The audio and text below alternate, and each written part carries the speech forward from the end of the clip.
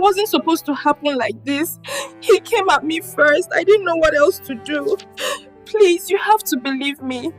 Nkiru Eze was a successful businesswoman in Owerri, Imo State, running a thriving importation business. In March 2023, she hired a new driver named Obinna Mwachukwu. He seemed perfect, professional, punctual, knew every shortcut in Owerri, made her always arrive on time for meetings.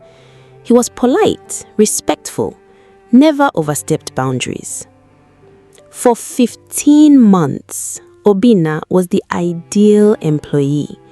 He drove Nkiru everywhere, knew her entire schedule, knew when she traveled, knew her children's schools, knew everything about her life and routine.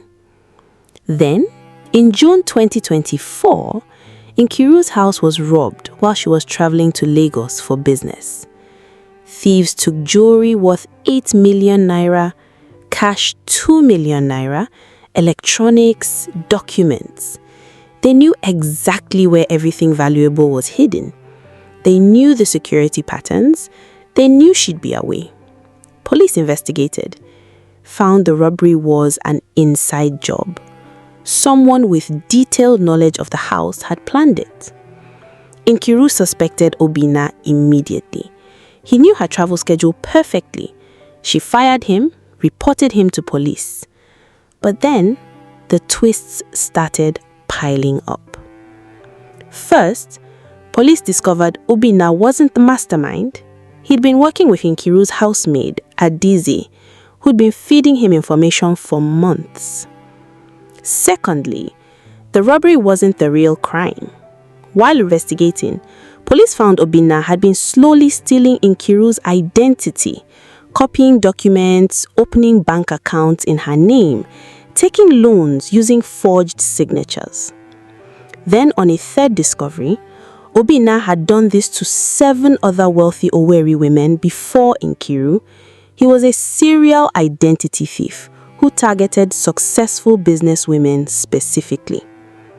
Fourthly, but the biggest twist, Adeze, the housemaid, wasn't his accomplice. She was his wife. They'd planned everything together for 2 years, infiltrating households as driver and maid pairs. Then comes the 5th unexpected twist, the final twist that changed everything. Obinna and Adeze weren't criminals by choice. They were desperate parents. Their son had a rare kidney disease requiring 15 million naira surgery. After exhausting legal options, they turned to crime. When Nkiru learned this, she made an unexpected choice that changed everything. This is about Nigerian household infiltration. Driver-made criminal teams. Identity theft, sophisticated. Desperate parents driven to crime. Employer who chose compassion over prosecution. Hit that bell. This is Nkiru's story. Nkiru Eze was 42 years old in March 2023, a highly successful businesswoman in Owerri. She owned Eze Global Imports, a company that imported Chinese goods, electronics, textiles, household items, and distributed them across southeastern Nigeria. The business was thriving, generating over 30 million naira annually in revenue. She lived in a beautiful house in the World Bank area of Owerri with her 2 teenage children, Chiamaka, 15, and Chukwudi, 13. Her husband Ikenna had died in 2019 from complications of diabetes, leaving her to raise the children alone while running the business. She needed reliable help. The business required constant travel, meetings with suppliers in Lagos, trade fairs in Onitsha, visits to her warehouses across Imo and Abia states. She needed a driver she could trust completely. In March 2023, her previous driver retired due to age. She posted an advertisement for a new driver.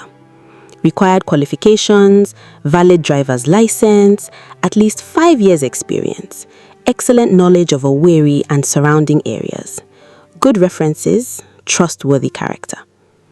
She received 23 applications. Most were non-impressive, but one stood out. Obinna Mwachukwu, 35 years old, 10 years of driving experience for various Owerri businesses. His references checked out perfectly. 3 previous employers all confirmed he was punctual, professional, reliable, never had accidents. His driving license was valid and clean. His interview was excellent. "Madam, I know Owerri like the back of my hand," Obinna said confidently during the interview. "Every street, every shortcut, every route to avoid traffic. I'll make sure you are never late for any meeting. I take my work seriously. I'm a family man with responsibilities. I need this job and I'll prove myself worthy of your trust." He was well-spoken, respectful, properly dressed. Nkiru hired him on the spot. He started work April 1, 2023. Within weeks, it was clear she'd made an excellent choice. Obinna knew Owerri intimately. When traffic jammed the main roads, he'd take alternative routes Nkiru didn't even know existed. When she had back-to-back meetings across town, he'd navigate perfectly to get her everywhere on time. He was professional in every way. Never late, kept the car spotlessly clean, waited patiently during long meetings without complaint, respected boundaries, never asked personal questions, never gossiped, focused purely on his job. By July 2023, 3 months in, Nkiru trusted him completely. He drove Nkiru's children to school daily, drove her to church on Sundays, knew her entire schedule. She'd tell him her plans for the week and he'd organize routes efficiently. "Obinna is a blessing," she told her sister. "After so many bad experiences with drivers, I finally found someone reliable. I don't worry anymore when I'm traveling. I know he'll take care of everything." What Nkiru didn't know was that Obinna was documenting everything. Her schedule, her travel patterns, her children's routines, her business operations, where she kept valuable items in the house, security guard shift changes, CCTV camera blind spots. He was studying her life methodically, preparing for something Nkiru couldn't imagine. In August 2023, 5 months after hiring Obinna, Nkiru needed a new housemaid. Her previous one had gotten married and relocated to Port Harcourt. Obinna mentioned casually one day, "Madam, if you are looking for a housemaid, my wife's younger sister is available. She's very hardworking, good cleaner, honest. She's been looking for work since finishing secondary school." Nkiru was hesitant about hiring someone connected to an existing employee. "I don't usually hire people who know each other. It can create complications." "I understand, madam, but my wife's sister Adiaze is very reliable. I can vouch for her. If she doesn't perform well, you can fire her immediately. No hard feelings." After interviewing Adiaze Okafor, a quiet 23-year-old woman who seemed respectful and capable, Nkiru hired her. Adiaze started work in late August 2023. She was indeed excellent at her job. The house was always spotless, laundry perfectly done, meals cooked well. She was quiet, didn't cause drama, worked efficiently. Nkiru congratulated herself on having found 2 excellent employees. Her household ran like clockwork. Obinna handled all transportation, Adiaze handled all domestic work. Nkiru could focus entirely on her business. What Nkiru didn't know, because Obinna had lied, was that Adiaze wasn't his wife's younger sister. Adiaze was Obinna's wife.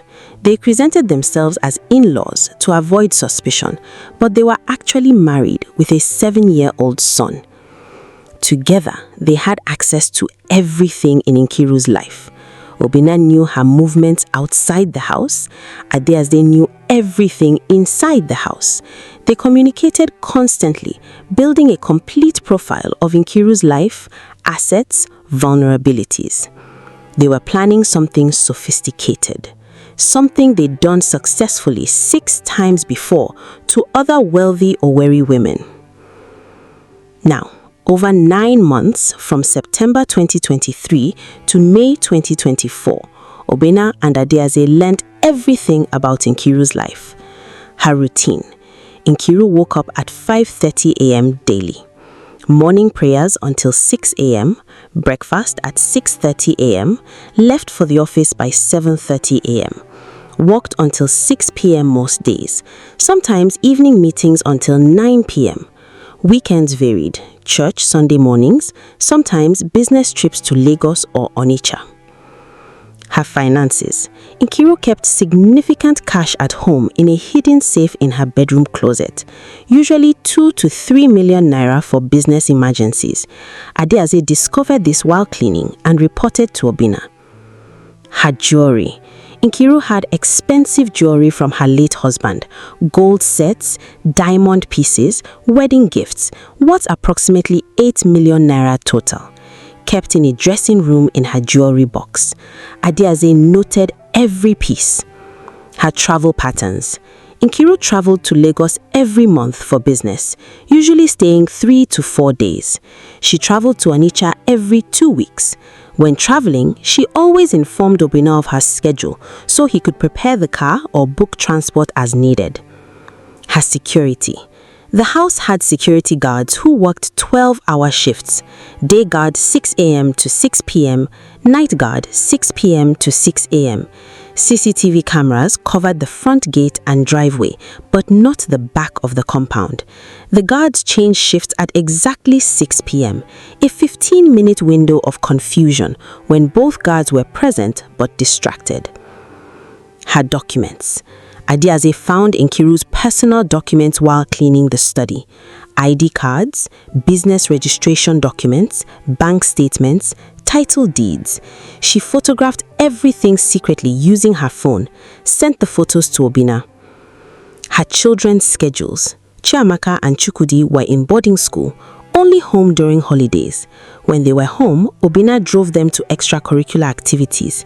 He knew their schools, their friends, their routines. With this comprehensive knowledge, Obinna and Adeaze planned their operation meticulously. But the robbery was just phase 1. The real crime was far more sophisticated.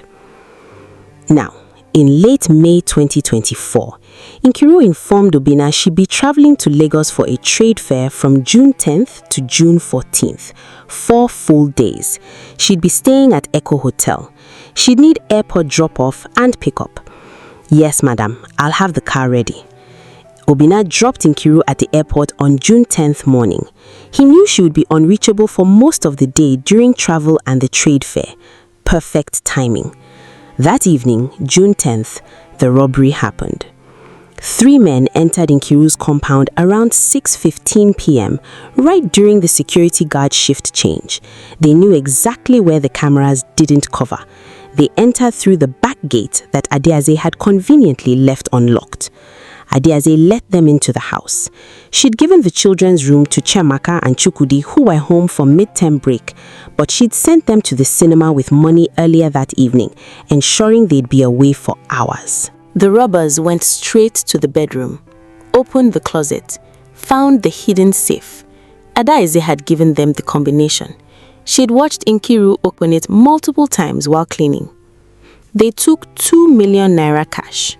They went to the dressing room, took all the jewelry worth 8 million naira. They took laptops, iPads, expensive electronics from the study. They took title deeds and important documents. Within 20 minutes, they were done. They left through the back gate.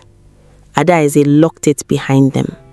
She then waited 30 minutes before discovering the robbery and calling the security guards in a panic.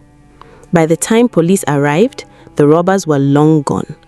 Adeaze played the terrified maid perfectly. "I was in the kitchen. I didn't hear anything. They must have come when I was cooking dinner." When Nkiru returned from Lagos on June 14th, she was devastated. 10 million naira worth of items gone. Her late husband's gifts stolen. Important business documents missing.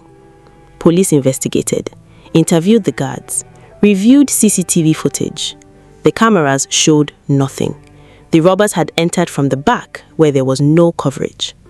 But experienced detective Ezine Nnamani noticed something. This was an inside job. Thieves knew exactly where what valuables were kept. They knew the safe combination. They knew the security routine. They knew when Madame would be traveling. Someone in this household helped. Nkiru's immediate thought was Obinna. He knew her travel schedule. He'd known she would be away. She confronted him. He denied everything. Madam, I would never betray you. I've worked for you faithfully for 15 months. How can you suspect me? But Nkiru's trust was broken.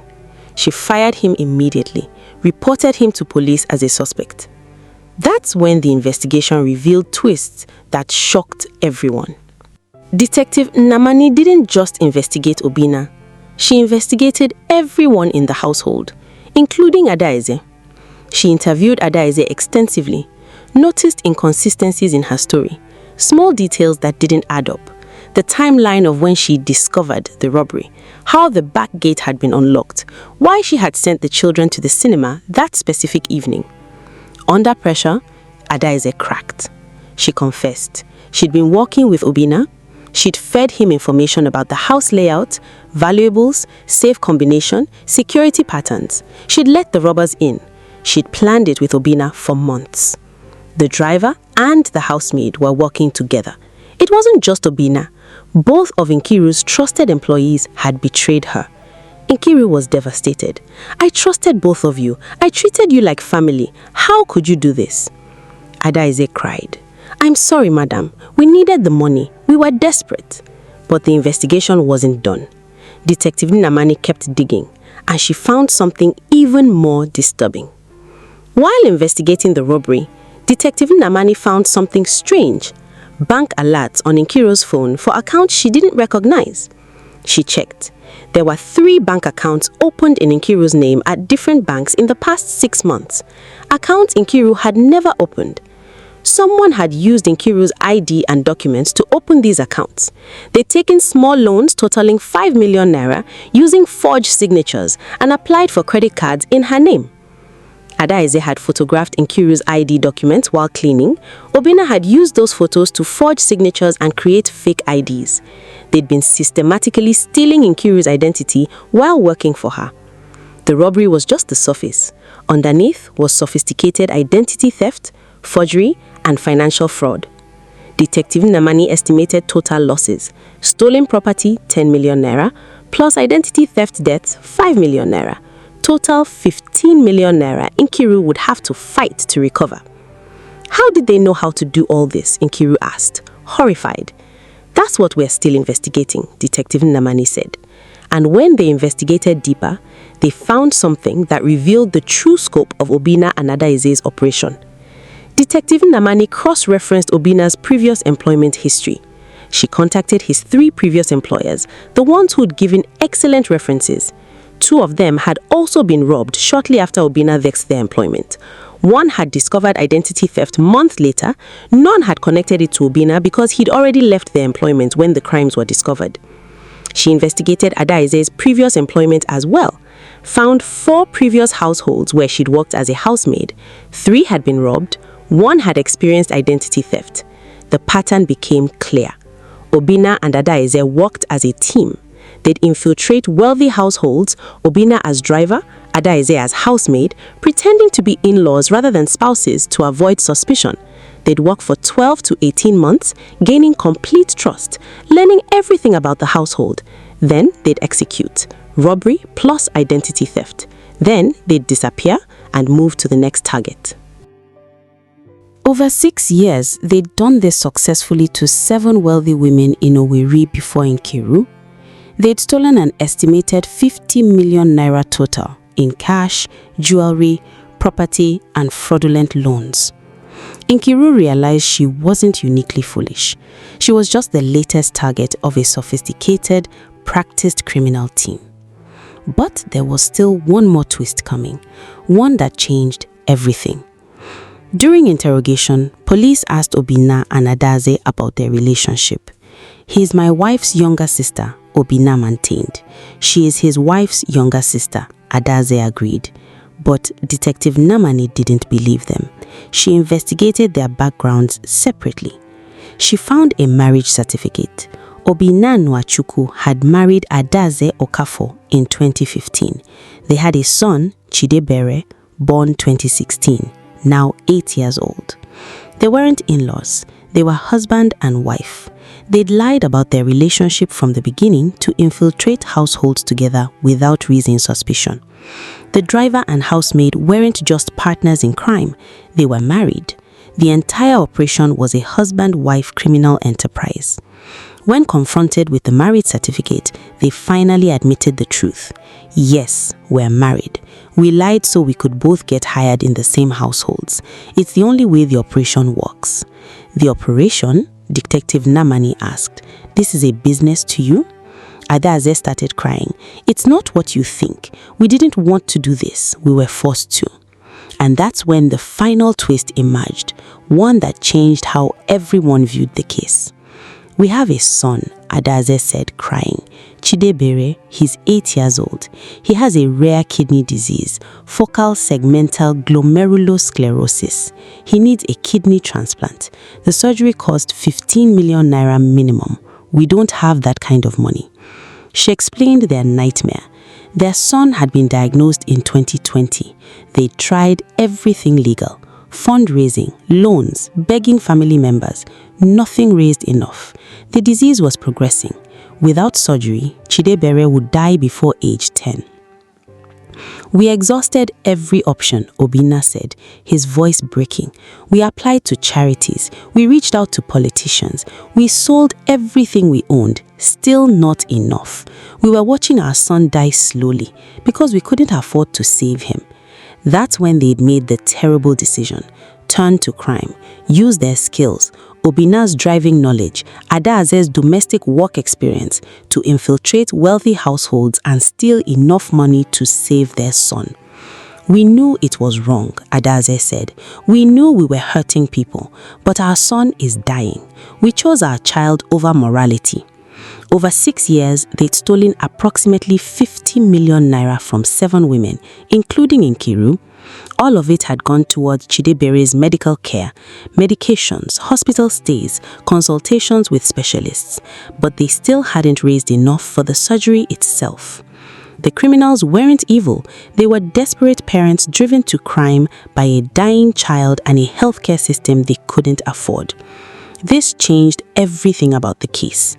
Were they criminals who deserved maximum punishment, or were they parents forced into impossible choices by systemic failures?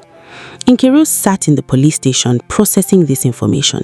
These people had betrayed her trust, stolen 15 million naira from her, violated her home and privacy, but they'd done it to save their dying child. She asked to meet Chidebere. Detective Namani arranged it. Nkiru went to the hospital where he was receiving treatment. The boy was thin, weak, hooked up to dialysis machines. He looked much younger than 8 years old. His kidneys were failing. Without a transplant soon, he would die. Are you my parents' employer? Chidebere asked in a small voice. I was, Nkiru said carefully.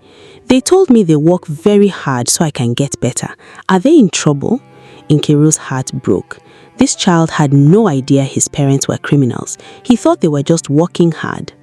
Nkiru went home and thought for days. She prayed. She talked to her pastor. She talked to her sister. She talked to her late husband's photo, asking what he would do. Then she made a decision that shocked everyone. She dropped all charges against Obinna and Adaze. She paid the 15 million naira for Chidebere's surgery. She told the hospital to proceed with finding a donor and scheduling the transplant. When Nkiru told Detective Namani she was dropping charges, the detective was stunned. Madam, they stole from you. They violated your trust. They're serial criminals who've hurt 7 women. They deserve prosecution. I know, Nkiru said, and I'm not saying what they did was right, but prosecuting them won't save that child. He's dying. I can save him. I'm choosing to save him. But what about justice for you, for the other 6 victims? Justice and compassion aren't always the same thing. I'm choosing compassion. Nkiru had one condition for Obinna and Adaze. They had to contact all 7 of their previous victims, apologize, and work out repayment plans from their future legitimate earnings. They had to commit to never committing crimes again. They had to go into therapy, both individual and marriage counseling. They needed to process the trauma of their child's illness and the moral injury of the crimes they had committed. Obinna and Adaze agreed to everything through tears. "Why are you doing this?" Obinna asked. "After what we did to you." "Because I'm a mother too," Nkiru said simply. "If my children were dying and I'd exhausted every legal option, honestly, I don't know what I would do. I can't judge you when I've never faced your impossible choice. All I can do is make sure your son doesn't die while we figure out what justice should look like." Chidebere's surgery was scheduled for September 2024. A donor was found. The transplant was successful. The boy's prognosis was good. With proper care and medication, he could live a normal life. Obinna and Adaze worked out repayment agreements with their 7 victims. It would take years, possibly decades, to repay everyone, but they committed to it. They also went into therapy, both individual and marriage counseling. They needed to process the trauma of their child's illness and the moral injury of the crimes they had committed. Nkiru helped them find legitimate work. Obinna became a taxi driver with a ride-sharing company. Adaze got a job at a cleaning company. Honest work at lower pay, but enough to live on while making restitution payments. The other 6 victims had mixed reactions to Nkiru's choice. 2 were angry she let criminals go unpunished. 3 understood her compassion. 1 also contributed money towards Chidebere's post-surgery care. Nkiru lost 15 million naira, her stolen property plus the surgery costs. But she'd saved a child's life. She'd broken a cycle of desperation and crime. She'd shown that justice could include mercy. 3 years later, in 2027, Nkiru reflected on her decision during an interview for a documentary about crime and poverty. People ask if I regret not prosecuting Obinna and Adaze. The answer is no. I don't regret it, but I understand why some people think I should. What they did was wrong, criminally wrong. They violated my trust and the trust of 6 other women. They stole, they lied, they traumatized people. But they did it because Nigeria's healthcare system let their child die slowly while they watched helplessly. They exhausted every legal option before turning to crime. That doesn't excuse what they did, but it explains it. I could have sent them to prison. Their son would have died without the surgery. Is that justice? 2 people in prison and a dead child? I chose a different path. I paid the surgery. I gave them a second chance. I made them accountable to their victims through repayment. 3 years later, Chidebere is thriving. He's 11 years old, healthy, attending school. Obinna and Adaze are rebuilding their lives through legitimate work. Did I enable crime by showing mercy? Some people say yes. I say I saved a child and gave 2 desperate people a path back to being decent human beings. The real villain in this story isn't Obinna and Adaze. It's a system where a child's life depends on whether parents can raise 15 million naira. That's the crime. Everything else is just symptoms. I lost 15 million naira, but I'm a wealthy woman. I can afford that loss. Chidebere couldn't afford to lose his life. Would I make the same choice again? Yes, without hesitation, because some things matter more than money or punishment. Saving a life, breaking cycles of desperation, showing that mercy and accountability can coexist. That's the ending I can live with. Without accountability, mercy is just empty. But together, they pave the way for true healing.